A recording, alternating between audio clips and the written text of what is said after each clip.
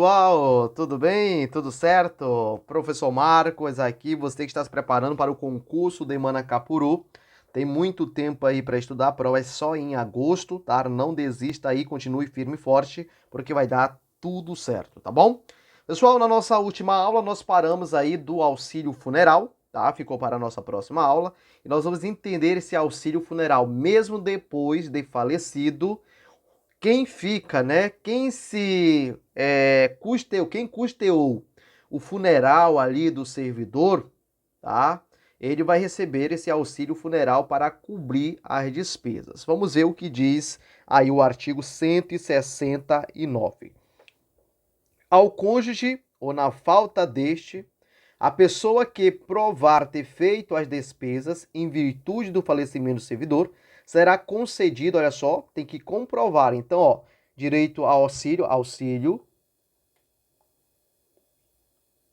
auxílio funeral depende de comprovação de gasto com o funeral. Funeral aí do defunto. Dizer os antigos defunto, tá? Então, assim, ó. Será concedido a título de auxílio funeral o valor de 75% sobre o menor vencimento base do quadro geral do Poder Executivo, tá? Então, o valor aqui é 75% sobre o vencimento. E não é vencimento qualquer, é o menor. O menor vencimento, né? Manacapuru aí né? Geralmente os órgãos pagam o mesmo valor que o cara recebe como remuneração, né? Manacapuru não, aloprou aí, né? É importante que esse referente artigo será paga mediante a apresentação do recibo das despesas funerárias efetuadas conforme o previsto no regulamento. Então você vai pegar o recibo na funerária e vai comprovar lá no setor administrativo da administração pública de Manacapuru. Em caso de falecimento do servidor fora do local de trabalho, a serviço, as despesas de transporte do corpo correrão à conta dos recursos do órgão a que pertence o servidor. Então, o cara estava em missão, estava em exercício, em outro interior, faleceu para lá. Então, quem vai pagar essa despesa de transporte, de translado, é a própria administração, tá? Considera-se órgão para efeito deste artigo a prefeitura, a câmara, as autarquias e fundações municipais. Tudo bem? Tranquilo, de boa, graças a Deus, vai dar tudo certo, continua firme e forte aí. Do auxílio Eita, reclusão. A família do servidor ativo, olha só, a família do servidor ativo é o servidor ativo devido ao auxílio reclusão nos seguintes. Então, auxílio reclusão aqui é para a fã, tá merda, porque tem muita gente que fala besteira por aí, né? Família, para a família, tá? E esse servidor, tá? Ele era da ativa, tá? Servidor ativo, tá? Ele estava em exercício ainda aí, né? Teve aí uma prisão decretada, tramitou em uma prisão decretada e decretou a prisão, transitou em julgado a sentença e aí ele tá trancafiado lá na delegacia, né? Na cadeia, tá? Vamos lá. Quanto é? 2/3 da remuneração quando afastado por motivo de prisão em flagrante ou preventiva, determinada pela autoridade competente enquanto perdurar a prisão. Metade da remuneração durante o afastamento em virtude de condenação por sentença definitiva, a pena, olha só, que não determina a perda do cargo. Por quê? Tem pena definitiva, definitiva, que pode, não não perde o cargo e nesse caso vamos ter direito auxílio e reclusão. Aí tem direito ao auxílio e reclusão. E tem situação que perde, né? Um dos efeitos, né, efeitos da pena aqui, ó. Um dos efeitos da pena é a perda, tá? Só a perda, né? É a perda. Perde o cargo. Aí não recebe, não recebe auxílio, reclusão. Não recebe auxílio reclusão. Então, olha só o que está dizendo, tá? Então, se for uma condenação por sentença definitiva, ele vai receber aí, tá? Metade da remuneração durante o afastamento. Desde que essa pena não implique na perda do cargo, não tenha efeito de perda de cargo, porque perdeu, já era, não recebe nada. Nos casos previstos no inciso 1 deste artigo, o servidor terá direito à integralização da remuneração desde que absolvido a partir da data da promulgação da sentença definitiva. For absolvido, tem direito aí, porque foi um erro, né, judiciário, tem direito aí à restituição do valor que foi descontado. Beleza, pessoal? Tranquilo, de boa? Vamos. Chegamos ao título de número 4 do regime ético disciplinar, tá? Dos princípios e valores. O servidor público, artigo 171, deve estar integralmente comprometidos com a ética e a defesa do interesse público, na afirmação permanente dos princípios institucionais e do respeito cotidiano aos valores da organização. Beleza, isso aí, tá? Além dos princípios consubstanciados na Constituição Federal, você percebe aqui que está falando da LIMP, legalidade, impessoalidade, moralidade, publicidade e eficiência. Os municipais devem também observar os seguintes valores e princípios. Olha só. Interesse público, tá? Isso aqui é com vocês. Interesse público. Organiza, existe, aqui é só o conceito. Invulnerabilidade. Ações de decisões devem estar sempre subordinadas ao interesse social. Ética. O mais alto valor de toda a organização deve permear todos os procedimentos do servidor público municipal. E qualquer comportamento antiético deve ser sempre corrigido. Então, a ética deve sempre, né, nortear todo o serviço público. Equidade tem a ver com a questão da igualdade material aí. O servidor público procurará não somente o cumprimento da lei, mas proporcionando tratamento igual a todos os usuários do serviço público municipais, tratar todo mundo igual. Qualidade e prestação dos serviços públicos, tá?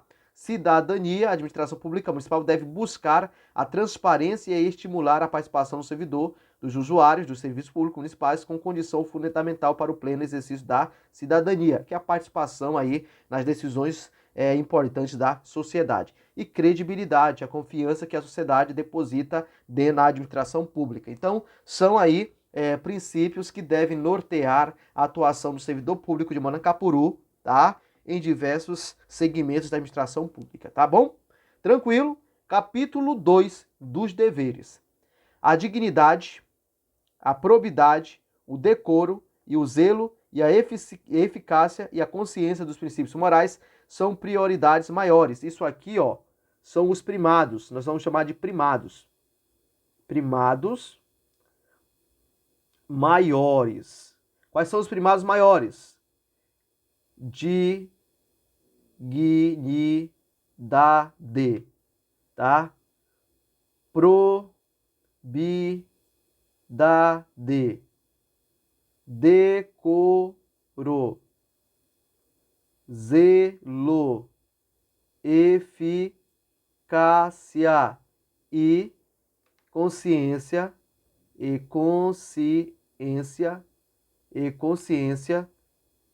dos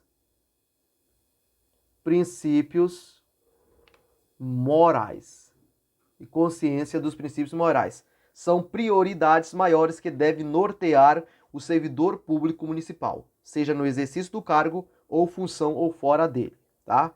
E seus atos, comportamentos e atitudes deverão ser dirigidos para a preservação da honra, assegurando ao servidor o compromisso com bem servir ao interesse público. Pessoal, isso aqui é fichinha, isso aí você mata de boa, tá bom? São deveres do servidor, além dos que lhe cabem em virtude do desempenho das suas funções no cargo que ocupa, tá? Então aqui são os deveres, tá? Deveres do servidor. Deveres do servidor. do servidor. Por dever da cidadania, entende? Então isso aqui é com vocês, cooperar e colaborar, isso aqui é com vocês, servir bem a coletividade porque é mais conceitual, apresentar sugestões com vocês, residir no local onde exerce o cargo, tá? Comparecer à repartição com assiduidade, pontualidade, é dever, executar os serviços que lhe competem, atribuições do cargo, cumprir as determinações superiores, atender com eficiência a expedição de certidões, apresentar relatório ou resumo de suas atividades, claro, quando solicitadas, atender preferencialmente a qualquer outro serviço, zelar pelo local e pelos materiais que utiliza, pelo bem público, né? Apresentar-se ao serviço em boas condições, bem vestido, né? Bem trajado, providenciar sempre a atualização de seus dados cadastrais pela administração pública, né? Principalmente em relação a dependentes, guardar sigilo sobre assunto, a administração não pode estar contando para todo mundo o que acontece lá, representar os superiores sobre irregularidade de que tiveram conhecimento, isso aqui cai bastante, tá? Representar, tá? Não ter medo. Manter a observância das normas legais e regulamentares que lhes são pertinentes, manter fidelidade leal da administração pública municipal, né? Não falar besteira aí, representar contra abuso de poder e negar cumprimento de ordem ilegal, tá? Representa e não faz, tá? Comparecer ao inquérito administrativo ou sindicância quando convocado, não pode fugir. E aí vocês vão ler essa parte porque é mais uma questão de leitura, tá bom?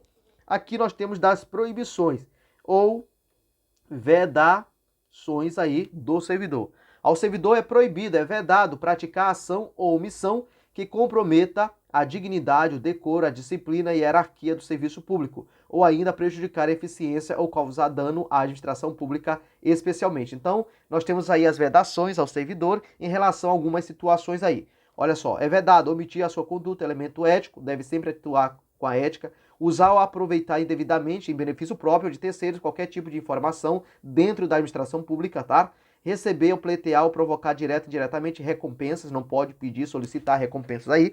Praticar ato lesivo à honra contra qualquer pessoa ou usar artifícios, promessas, favores, chantagem, né? Aí contra terceiros ou usuários de serviço público. Usar o cargo em função para obter favorecimento ou servir, né? De tráfico de influência aí, né? Usa o cargo para se promover. Alterar ou deturpar o teor de documentos, jamais faça isso, porque é verdade, é proibido praticar usura em qualquer de suas formas. O que é usura, professor? Gostaria de saber. Usura, pessoal, é emprestar aí dinheiro, tá? Com altos juros, emprestar grana em altos juros, você não pode ficar emprestando dinheiro na repartição para os seus colegas.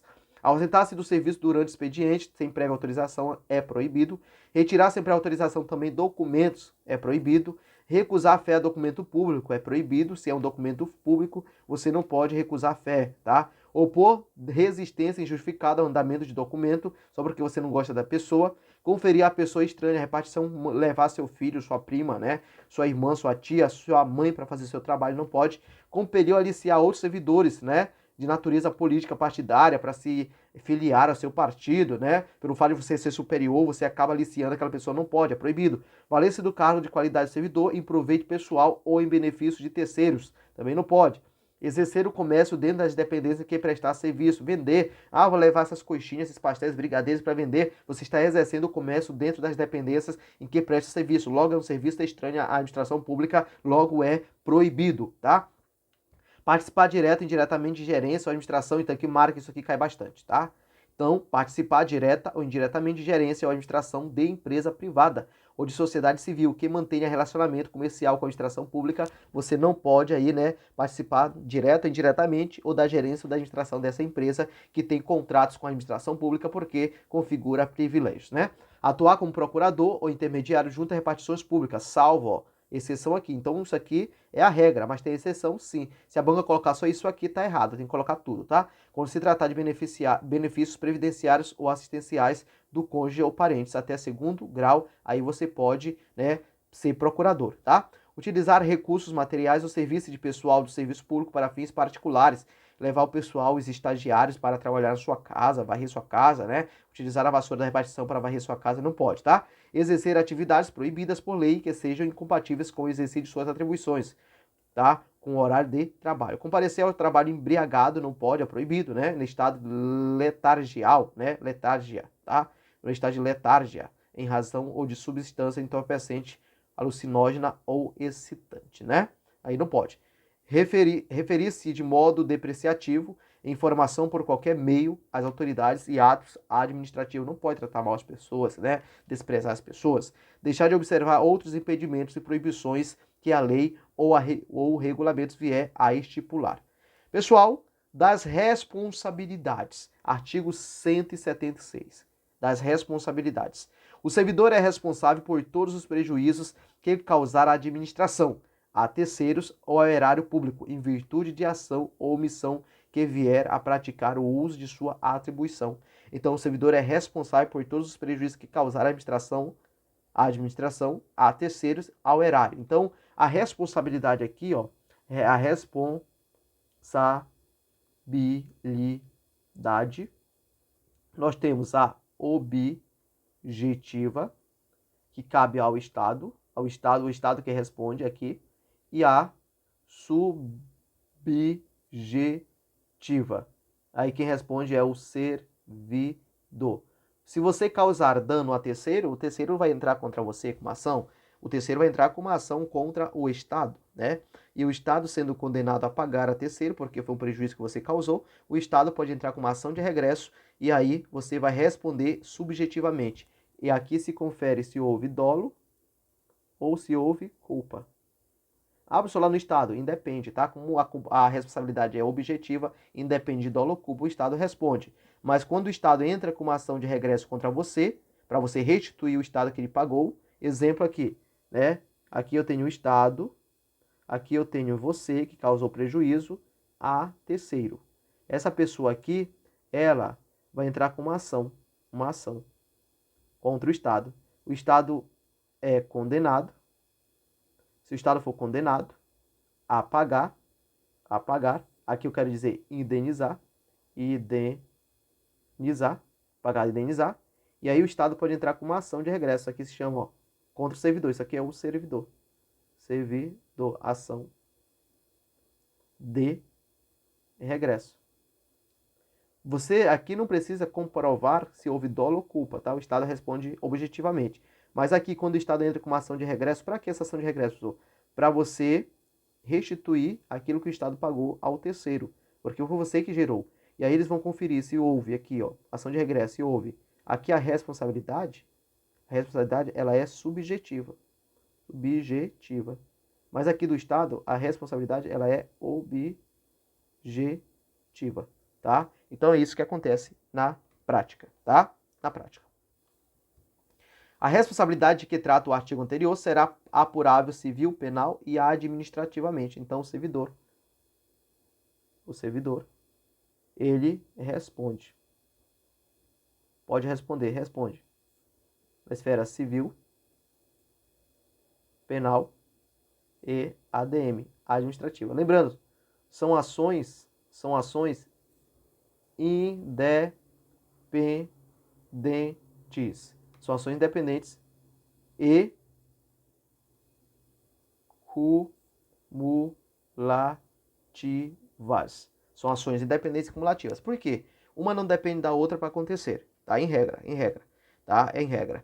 E aí são cumulativas porque você pode responder nas três. As três podem acontecer ao mesmo tempo, tá? Contra aquele ato que você gerou. Vai depender muito aí do fato concreto, tá bom?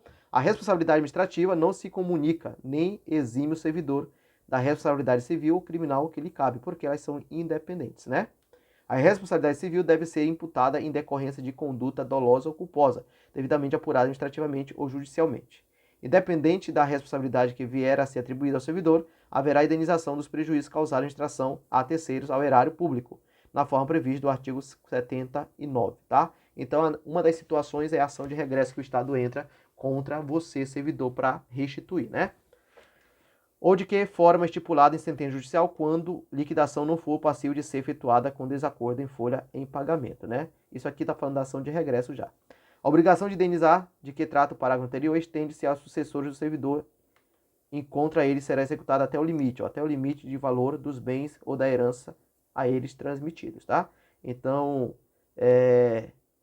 você que é filho não pode, né? É obrigado a pagar a conta do pai, exceto se você tem a herança do pai, aí sim a obrigação ela vai atingir até o valor da herança, tá? O pagamento da indenização, que se refere ao parágrafo 3º, não exime o servidor de pena disciplinar passível de ser aplicada. Aqui, pessoal, o estatuto ele está sendo bem doido. Em qual sentido doido? Está misturando tudo, né? Por quê? Primeiro, nós temos a responsabilidade em direito administrativo objetiva do Estado. Quando o servidor ele causa prejuízo a terceiro, esse terceiro ele não vai entrar com uma ação contra o servidor, porque o servidor não tem condição de pagar às vezes. Ele entra com uma ação aí contra quem? Contra o Estado. Contra o Estado, tá? Contra o Estado. E aí o Estado pode entrar com uma ação de regresso. Mas em regra eu entraria com uma ação contra o Estado, tá bom? Mas aqui misturou tudo, justamente apenas para enganar aí o servidor, coitado, tá? Pessoal, estamos chegando aí ao final, graças a Deus. Graças a Deus, tá? Eu não quero começar a falar dessa aula aqui, das penalidades. Isso aqui vai ficar para uma próxima aula, porque eu acho um tema muito interessante, muito importante. E aí eu quero trabalhar devagar com vocês. Próxima semana a gente continua de onde nós paramos, das penalidades. Então aqui, próxima aula.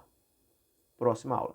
Beleza, pessoal? Muito obrigado. 21 minutos de aula. Passamos aí, chegamos ao artigo 178, né? Acredito que teremos mais 2 aulas aí para gravar, para finalizar aí o Estatuto do Servidor e depois começar a Lei Orgânica do Município de Manacapuru. Pessoal, muito obrigado, sucesso e até a próxima. Tchau, tchau. Fui!